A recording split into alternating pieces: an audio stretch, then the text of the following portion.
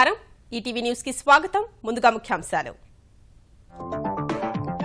నేడు రాష్ట్రపతిని కలవనున్న చంద్రబాబు బృందం ఏపీకి జరుగుతున్న అన్యాయాన్ని నివేదించనున్న సీఎం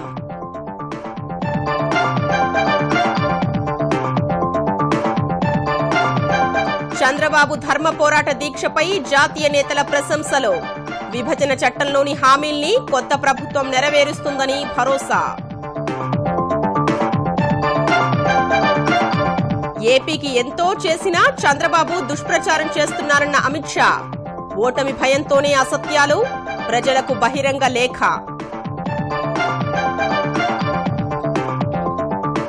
పక్కా ప్రణాళికతో పార్లమెంటు సమరానికి సిద్ధమవుతున్న తెరాస షెడ్యూల్కు ముందే బడ్జెట్ సమావేశాలు మంత్రివర్గ విస్తరణ పూర్తి చేసేందుకు కసరత్తు ఎట్టకేలకు ఫలించిన అగ్రిగోల్డ్ బాధితుల ఎదురుచూపులు 250 కోట్లు విడుదల చేసిన ఏపీ సర్కార్ న్యాయ సేవాధికార సంస్థ ద్వారా చెల్లింపులు నేడు పార్లమెంటుకు రాఫెల్ పై కాగ్ నివేదిక చివరి సమావేశాలకు ఒకరోజు ముందు పెట్టేలా కేంద్రం వ్యూహాత్మక ఎత్తుగడ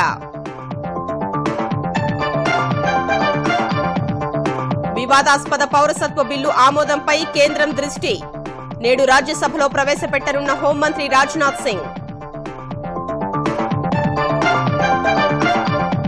ఢిల్లీ కేంద్రంగా భారీ హవాలా రాకెట్ 20,000 కోట్ల మేర అక్రమ లావాదేవీలు ఆదాయ పన్ను శాఖ దాడుల్లో గుర్తింపు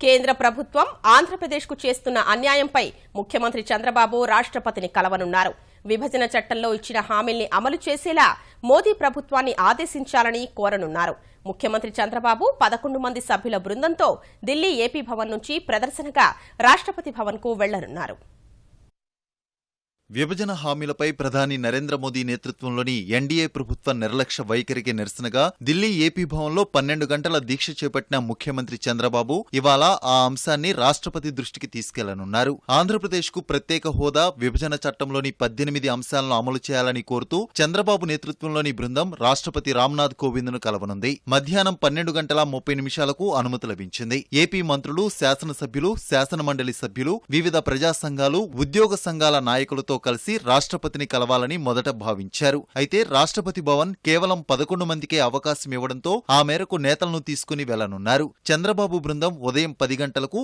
ఆంధ్రప్రదేశ్ భవన్ నుంచి ప్రదర్శనగా రాష్ట్రపతి భవన్ చేరుకోనుంది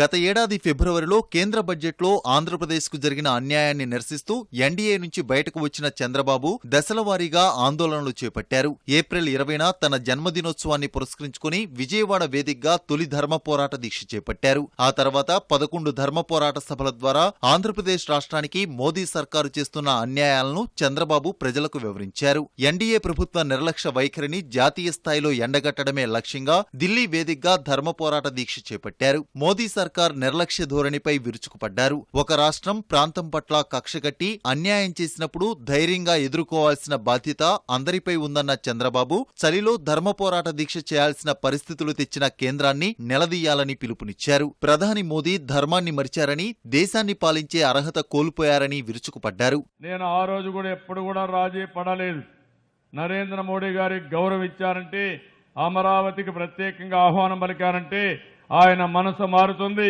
మనకు న్యాయం జరుగుతుందనే ఏకైక ఉద్దేశంతో ఆ రోజు అన్ని చేశాం కడాన మనం ఎన్ని చేస్తే మన ముఖాన పార్లమెంట్లో మట్టి యమునా నీళ్లు మన ముఖాన కొట్టి ఆయన ఢిల్లీకి వచ్చే పరిస్థితికి వచ్చాడు మొత్తం 18 డిమాండ్లు ఉన్నాయి ఈ 18 నెరవేర్చాల్సిన అవసరం ఉంది ప్రత్యేక హోదా ఉంది ఇవన్నీ చేయమని మనం అడిగితే నిన్న ప్రత్యేకంగా ప్రధానమంత్రి గుంటూరుకు వచ్చి మన మీద ఎదురుదాడి చేస్తాడు వ్యక్తిగతంగా మనల్ని విమర్శిస్తాడు అదే వ్యక్తిగతంగా మనం విమర్శిస్తే ఈ ప్రధానమంత్రి ముఖం ఎక్కడ పెట్టుకుంటాడో ఈయన ఆలోచించుకోవాల్సిన అవసరం ఉంది మీరు డబ్బులంతా ఖర్చు పెట్టారు ఏ విధంగా పెడతారు ఢిల్లీ మీటింగ్ అని ఇదేదో ఫోటో సెషన్కి వచ్చామని మేము వచ్చింది ఫోటో సెషన్ కోసం కాదు.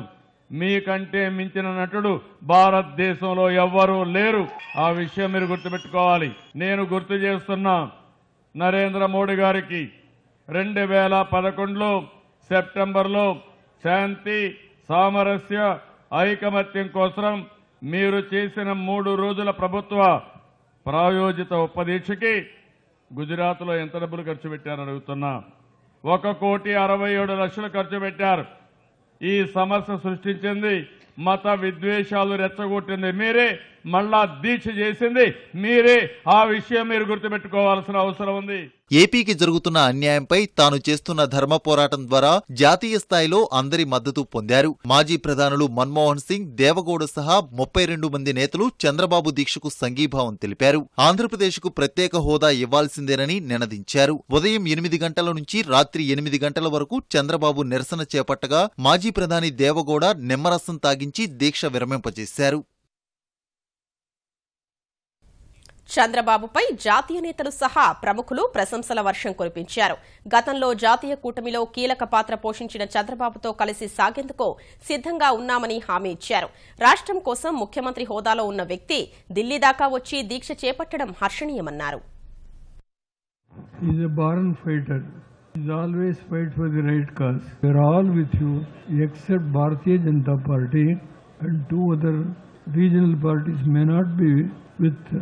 Struggle what you are fighting, all others are with you. Certainly there will be a change in political spectrum, and I don't think in 2019 is not too far off. It's hardly about 70 days.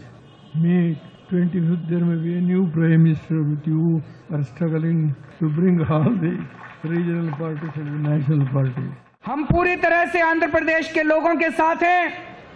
हम पूरी तरह से चंद्रबाबू नायडू जी के साथ हैं. हम चंद्रबाबू नायडू जी को पूरा विश्वास दिलाते हैं कि दिल्ली के लोग और दिल्ली के लोगों की तरफ से मैं विश्वास दिलाता हूं कि आपके इस संघर्ष में, जो कि बिल्कुल जायज लड़ाई है न्याय के लिए, आपके नेतृत्व में आप आंध्र प्रदेश के लोगों के लिए लड़िए. आम आदमी पार्टी, दिल्ली सरकार और दिल्ली के लोग आपके साथ हैं, आंध्र प्रदेश के लोगों के साथ हैं. हम प्रधानमंत्री जी को कहना चाहते हैं, वो भारतीय जनता पार्टी के प्रधानमंत्री नहीं हैं, वो इस देश के लोगों के प्रधानमंत्री हैं. I thank Chandrababu ji for having taken the trouble, and all of you, in coming to Delhi. It's not a, you live in a warmer place. Here it's very cold. And therefore you have tolerated even this cold. The new government will come in Delhi, and the first thing they will do is to fulfill your wishes, and that you will get what you have been given by the governments in the past. That will be fulfilled by the new government. కేంద్ర ప్రభుత్వం ఆంధ్రప్రదేశ్కు అన్యాయం చేసిందంటూ ముఖ్యమంత్రి చంద్రబాబు నాయుడు చేస్తున్న ఆరోపణల్ని భాజపా అధ్యక్షుడు అమిత్ షా ఖండించారు. ఎన్నికల్లో ఓటమి భయంతోనే ఆయన అసత్యాలు ప్రచారం చేస్తున్నారని ఆరోపించారు. భాజపా నేతృత్వంలోని ఎన్డీఏ సర్కార్ ఏపీకి అనేక ప్రయోజనాలు కల్పించిందని పునరుద్ఘాటించారు.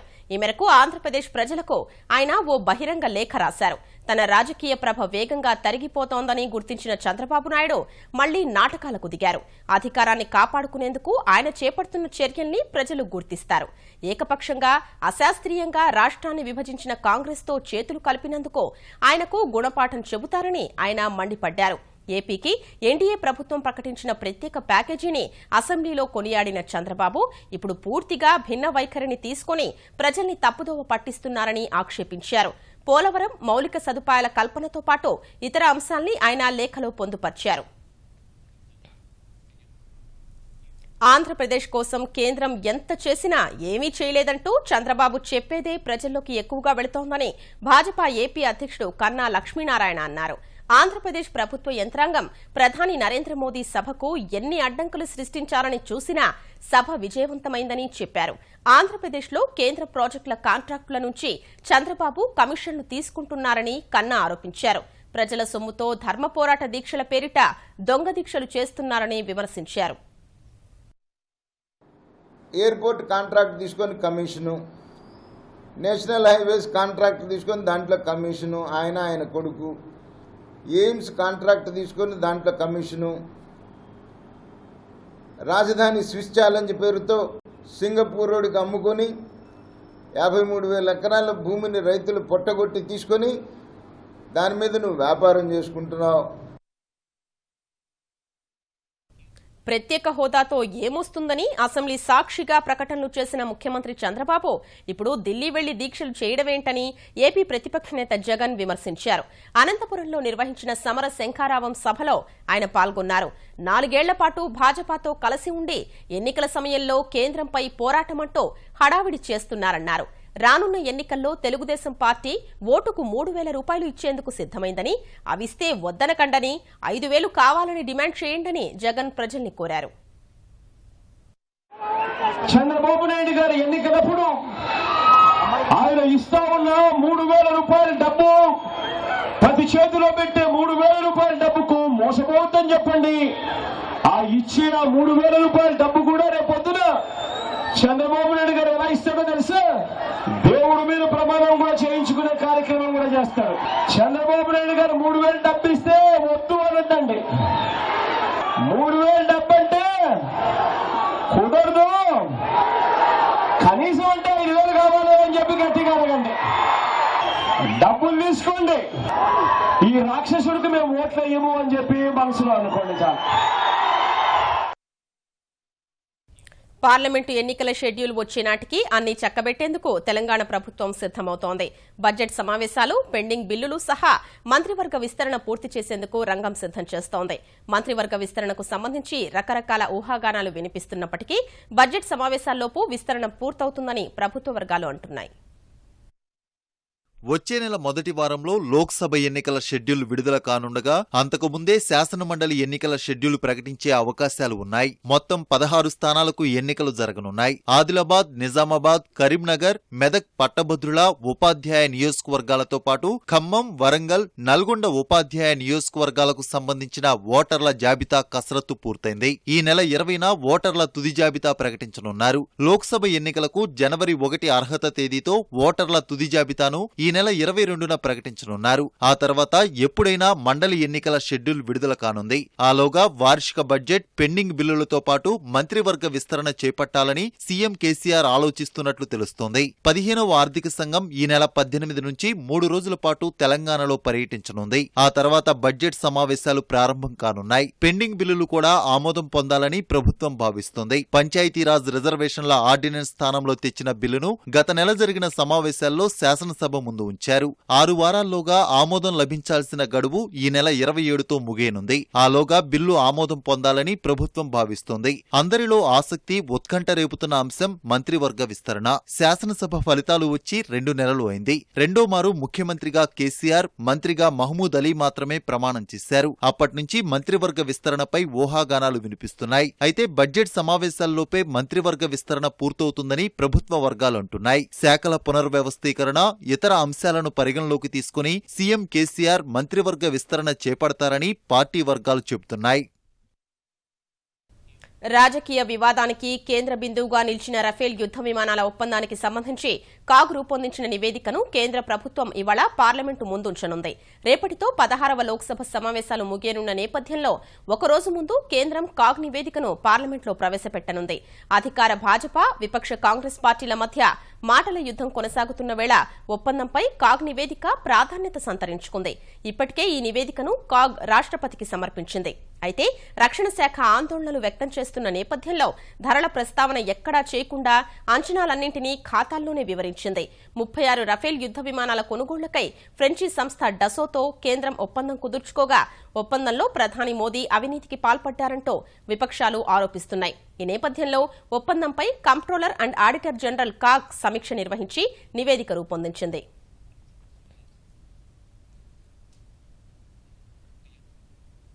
వివాదాస్పద పౌరసత్వ బిల్లును కేంద్ర హోంశాఖ మంత్రి రాజ్నాథ్ సింగ్ ఇవాళ రాజ్యసభలో ప్రవేశపెట్టనున్నారు. జనవరిలో లోక్సభలో ఆమోదం పొందిన ఈ బిల్లును ఎలాగైనా గట్టెక్కించాలని ప్రభుత్వం పట్టుదలతో ఉంది. ఈ బిల్లు ద్వారా ఆఫ్ఘనిస్తాన్, పాకిస్తాన్, బంగ్లాదేశ్లకు చెందిన 6 మైనార్టీ వర్గాలకు భారత పౌరసత్వం లభించనుంది. మరోవైపు ఈ బిల్లును వ్యతిరేకిస్తూ లోక్సభలో బిల్లు ఆమోదం పొందినప్పటి నుంచి ఈశాన్య రాష్ట్రాల్లో ఉధృతంగా ఆందోళనలు జరుగుతున్నాయి. ఈ పౌరసత్వ సవరణల బిల్లు 1955లో ఉన్న పౌరసత్వ బిల్లుకు సవరణలతో కూడుకున్నది. తాజా సవరణల ప్రకారం 2014 డిసెంబర్ 31లోగా ఇతర దేశాల నుంచి భారత్లోకి వలస వచ్చిన హిందువులు, సిక్కులు, బౌద్ధులు, జైనులు, పార్సీలను భారత పౌరులుగా గుర్తించనున్నారు. దేశ రాజధాని ఢిల్లీలో 20,000 కోట్ల విలువైన హవాలా మనీ లాండరింగ్ రాకెట్ వెలుగు చూసింది. పాత ఢిల్లీ పరిధిలోని పలు వాణిజ్య ప్రాంతాల్లో గత కొన్ని వారాలుగా ఐటీ అధికారులు చేస్తున్న సోదాల వల్ల 3 గ్రూపులకు చెందిన అక్రమ ఆర్థిక లావాదేవీల్ని వెలికితీసినట్లు ఆదాయపు పన్ను విభాగం తెలిపింది. నయా బజార్ ప్రాంతంలో చేపట్టిన సోదాల్లో 18,000 కోట్ల విలువైన దొంగ బిల్లుల్ని గుర్తించామన్న ఐటీ శాఖ సదరు గ్రూపు నకిలీ బిల్లుల కోసం డజనుకు పైగా దొంగ సంస్థల్ని ఏర్పాటు చేసినట్లు వెల్లడించింది. 2 కేసులో అత్యంత వ్యవస్థీకృతంగా నిర్వహిస్తున్న మనీ లాండరింగ్ రాకెట్ను వెలికి తీశామన్న ఐటీ అధికారులు ఈ వ్యవహారంలో 1,000 కోట్ల మేర కుంభకోణం జరిగి ఉంటుందని అంచనా వేస్తున్నారు. మరో వ్యవహారంలో ఓ గ్రూపుకు సంబంధించి ఎగుమతుల ఇన్వాయిస్ల ద్వారా దొంగ సుంకాల్ని క్లెయిమ్ చేసుకునే రాకెట్ను గుర్తించామన్నారు. సోదాల్లో భాగంగా సుమారు 100 కోట్ల రూపాయల విలువైన పత్రాల్ని జప్తు చేసినట్లు వెల్లడించిన ఐటీ శాఖ పన్ను ఎగవేతల మొత్తం విలువ 20,000 కోట్లకు పైగా ఉంటుందని తెలిపింది. మనీ లాండరింగ్ ఆరోపణలకు సంబంధించి కాంగ్రెస్ అధ్యక్షుడు రాహుల్ గాంధీ బావ రాబర్ట్ వాద్రాను ఇప్పటికే 3 రోజుల పాటు ప్రశ్నించిన ఎన్ఫోర్స్మెంట్ డైరెక్టరేట్ ఈడీ అధికారులు బికనేర్ భూ కుంభకోణానికి సంబంధించి ఇవాళ మరోసారి విచారణ చేయనున్నారు. ఈ మేరకు సమన్లు అందుకున్న వాద్రా జైపూర్లోని ఈడీ కార్యాలయంలో జరిగే విచారణకు హాజరు కానున్నారు. వాద్రాతో పాటు ఆయన తల్లి మౌరిన్ కూడా విచారణ ఎదుర్కొనున్నారు. ఉదయం 10 గంటలకు జైపూర్లోని ఈడీ ప్రాంతీయ కార్యాలయంలో ఈ విచారణ జరగనుంది. దర్యాప్తు సంస్థకు సహకరించాలని రాజస్థాన్ హైకోర్టు ఆదేశించిన నేపథ్యంలో వాద్రా, ఆయన తల్లి మౌరిన్ ఈడీ ముందు హాజరు కానున్నారు. ఈ సందర్భంగా వారి వాంగ్మూలాలు నమోదు చేయనున్నట్లు తెలుస్తోంది. శారదా కుంభకోణం కేసులో విచారణ ఎదుర్కొంటున్న కోల్కతా పోలీస్ కమిషనర్ రాజీవ్ కుమార్ ను సీబీఐ ఇవాళ కూడా ప్రశ్నించనుంది. ఇప్పటికే 3 రోజుల పాటు ఆయన్ను సుదీర్ఘంగా విచారణ చేసిన దర్యాప్తు అధికారులు ఇవాళ కూడా విచారణకు హాజరు కావాలని కోరారు. సోమవారం ఉదయం షిల్లాంగ్ చేరుకున్న రాజీవ్ ను దర్యాప్తు అధికారులు 9 గంటల పాటు సుదీర్ఘంగా విచారణ చేశారు. ఆయనతో పాటు తృణమూల్ కాంగ్రెస్ మాజీ ఎంపీ కునాల్ ఘోష్ ను సైతం ప్రశ్నించారు. అయితే కునాల్, రాజీవ్ కుమార్ ను కాసేపు విడివిడిగా మరి కాసేపు కలిపి విచారణ చేసినట్లు తెలుస్తోంది. శారదా కేసు దర్యాప్తు బృందంలో తాను క్రియాశీలకంగా లేనని deputy police commissioner Arnab Ghosh పర్యవేక్షించినట్లు రాజీవ్ తెలిపారని సీబీఐ వర్గాలు పేర్కొన్నాయి. కాంగ్రెస్ ప్రధాన కార్యదర్శి ప్రియాంక గాంధీ క్రియాశీల రాజకీయాల్లోకి అడుగుపెట్టడమే కాదు, సామాజిక మాధ్యమాల్లో ఆమె ప్రవేశానికి అనూహ్య స్పందన లభిస్తోంది. ట్విట్టర్లో ప్రియాంక చేరిన 10 గంటల్లోనే 1,00,000 మంది ఆమె ఫాలోవర్లుగా మారారు. ప్రియాంకను సూపర్ స్టార్ రజనీకాంత్ తో పోల్చిన కాంగ్రెస్ ఎంపీ శశి థరూర్ సామాజిక మాధ్యమాల్లో సరికొత్త సూపర్ స్టార్ ఆవిర్భవించారని ప్రశంసించారు. గతంలో తమిళ సూపర్ స్టార్ రజనీకాంత్ ట్విట్టర్ ఖాతా తెరిచిన 24 గంటల్లోనే 2 లక్షల మంది ఫాలోవర్లను ఆకర్షించారు. ప్రస్తుతం కాంగ్రెస్ అధ్యక్షుడు రాహుల్ గాంధీ 84 లక్షల మంది ఫాలోవర్లతో మొదటి స్థానంలో ఉండగా ఎంపీ శశి థరూర్ 67 లక్షల మంది ట్విట్టర్ అనుచర గణంతో 2వ స్థానంలో ఉన్నారు. ప్రధాని నరేంద్ర మోదీ 4,54 లక్షల మంది ట్విట్టర్ ఫాలోవర్లతో దేశంలోనే అత్యధిక మంది అనుసరిస్తున్న వ్యక్తిగా కొనసాగుతున్నారు. ఎట్టకేలకు అగ్రిగోల్డ్ బాధితుల ఎదురుచూపులు ఫలించాయి. మదుపుదారులను ఆదుకునేందుకు ఆంధ్రప్రదేశ్ ప్రభుత్వం 250 కోట్ల రూపాయలు మంజూరు చేసినట్లు సీఐడీ అధికారులు తెలిపారు. తెలంగాణ హైకోర్టు ఉత్తర్వుల మేరకు ఈ డబ్బును జిల్లా న్యాయ సేవాధికార సంస్థల ద్వారా బాధితులకు చెల్లించనున్నారు. 10,000 రూపాయలు అంతకన్నా తక్కువ మొత్తాల్లో మదుపు చేసిన వారు తమ డిపాజిట్ బాండ్లను జిల్లా న్యాయ సేవాధికార సంస్థల వద్దకు తీసుకుని వెళ్లాలని సీఐడీ అధికారులు సూచించారు. సంబంధిత డిపాజిట్ పత్రాల్ని పరిశీలించిన తరువాత బాధితులకు నగదు ఇస్తామని వెల్లడించారు. ఈ నెలాఖరులోగా తెలంగాణలోని అన్ని లోక్సభ స్థానాలకు అభ్యర్థుల్ని ప్రకటించనున్నట్లు కాంగ్రెస్ శాసనసభాపక్ష నేత భట్టి విక్రమార్క తెలిపారు. పార్లమెంటు ఎన్నికల్లో పోటీకి భారీగా దరఖాస్తులు అందాయన్న భట్టి నెలాఖరు వరకు పొత్తులపై స్పష్టత వస్తుందని చెప్పారు. అయితే పొత్తులపై తుది నిర్ణయం అధిష్టానమే తీసుకుంటుందని భట్టి స్పష్టం చేశారు. ఇప్పటికే లోక్సభ స్థానాలకు పోటీ చేసేటువంటి కాంగ్రెస్ పార్టీ అభ్యర్థుల నుంచి అప్లికేషన్స్ ని ఇన్వైట్ చేయడం జరిగింది. రాష్ట్ర కాంగ్రెస్ కమిటీ అప్లికేషన్స్ అన్ని వస్తా ఉన్నాయి. వాటిని పార్టీ పరిశీలన చేసి తగు సిఫార్సులు చేస్తుంది. ఓటమికి సంబంధించి రాష్ట్రంలో ఉన్నటువంటి నాయకులు పెద్దలందరితో కూడా మాట్లాడి వారు సిఫార్సు చేస్తారు. చేసిన దాని మీద అధిష్టానం ఇచ్చినటువంటి క్లియరెన్స్ తో దాని అనౌన్స్మెంట్ జరుగుతుంది. మరో 4 రోజుల్లో డీసీసీ కమిటీల్ని ఏర్పాటు చేసుకోవాలని ఏఐసీసీ ప్రధాన కార్యదర్శి కుంతియా తెలంగాణలోని జిల్లా పార్టీ అధ్యక్షులకు స్పష్టం చేశారు. ఒక్కో కమిటీలో 21 మందికి మించకుండా చూసుకోవాలని సూచించారు. ఒకసారి జిల్లా కమిటీలు ఏర్పాటు కాగానే బ్లాక్ కమిటీ, మండల, పోలింగ్ కేంద్రం స్థాయి కమిటీల్ని వెంటనే ఏర్పాటు చేసుకోవాలని తెలిపారు. హైదరాబాద్ గాంధీభవన్లో జిల్లా కాంగ్రెస్ అధ్యక్షుల సమావేశంలో పాల్గొన్న కుంతియా కొత్త జిల్లాలలో పార్టీ కార్యాలయాలు వెంటనే ఏర్పాటు చేసుకోవాలన్నారు. అయితే ఈ సమావేశానికి నిర్దేశిత సమయానికి డీసీసీ అధ్యక్షుల్లో 4 మాత్రమే రాగా మిగిలిన వారు ఆలస్యంగా రావడంపై కుంతియా ఆగ్రహం వ్యక్తం చేశారు. ఈ సమావేశానికి 4 డీసీసీ అధ్యక్షులు రాకపోవడంపై తీవ్ర అసంతృప్తి వ్యక్తం చేసిన కుంతియా వారి నుంచి వివరణ తీసుకోవాలని టీపీసీసీకి సూచించారు. ఈ సమావేశంలో ఆయా జిల్లాల్లో పార్టీ స్థితిగతులు అడిగి తెలుసుకున్న కుంతియా టీపీసీసీ అధ్యక్షుడు ఉత్తమ్ కుమార్ రెడ్డి ఎలాంటి చర్యలు తీసుకుంటే పార్టీ బలోపేతం అవుతుందనే అంశాలపై చర్చించారు. లోక్సభ ఎన్నికలు పూర్తయ్యే వరకు డీసీసీలు పూర్తి స్థాయిలో పార్టీకి పనిచేయాలని, ఎవరూ తేలిగ్గా తీసుకోవద్దని స్పష్టం చేశారు. నూతనంగా తీసుకొచ్చిన ఫీడ్ ద నీట్ కార్యక్రమాన్ని మరింత విస్తృతం చేయనున్నట్లు జీహెచ్ఎంసీ కమిషనర్ దానకిషోర్ తెలిపారు. హైదరాబాద్ నగరంలో హోటళ్లు, ఫంక్షన్లలో మిగిలిన ఆహారాన్ని సేకరించి ఆకలితో అలమటించే వారికి అన్నం పెట్టేందుకు స్వచ్ఛంద సంస్థలతో కలిసి ఈ కార్యక్రమం చేపట్టినట్లు చెప్పారు. ఫీడ్ ద నీట్ కోసం మొబైల్ యాప్ తీసుకురానున్నట్లు జీహెచ్ఎంసీ కమిషనర్ దానకిషోర్ వివరించారు. ఇటువంటి ఎక్సెస్ ఫుడ్ ఎక్కడెక్కడ వస్తుంది, అటువంటి ఉదాహరణ ఫంక్షన్ హాల్స్ ఉంటాయి. ఆ ఫంక్షన్ హాల్ వాళ్ళని కూడాను ఏదన్నా కొంతమంది ఎన్జిఓలతో ట్రాప్ చేయాలనుకో. ఇంట్లో ముఖ్యంగా దానికి ఒక యాప్ కూడా తీసుకురాబోతున్నాం. మీరు ఏదన్నా ఈ రోజు కొంతమందికి ఎవరైనా భోజనం పెట్టాలి, యాప్ ద్వారా మమ్మల్ని కాంటాక్ట్ చేస్తే ఆ ఇన్ఫర్మేషన్ ఒక ఎన్జిఓ నెట్వర్క్ తయారు చేసి వాళ్ళ ద్వారా దాన్ని పంపించాలని ఆలోచిస్తున్నాము. మొదటగా February 14th దాన్ని చేయాలనుకుంటున్నాం.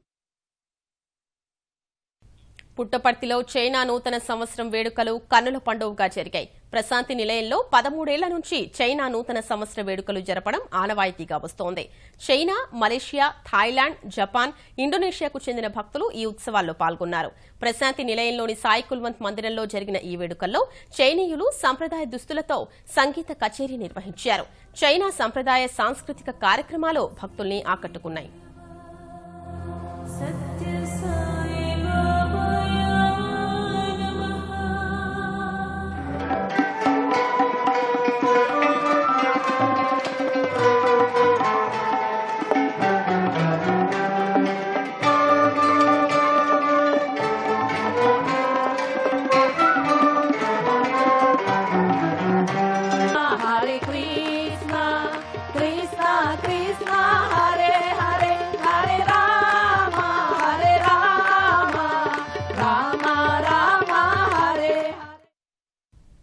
ఈటీవీ న్యూస్ సమాప్తం. నమస్కారం.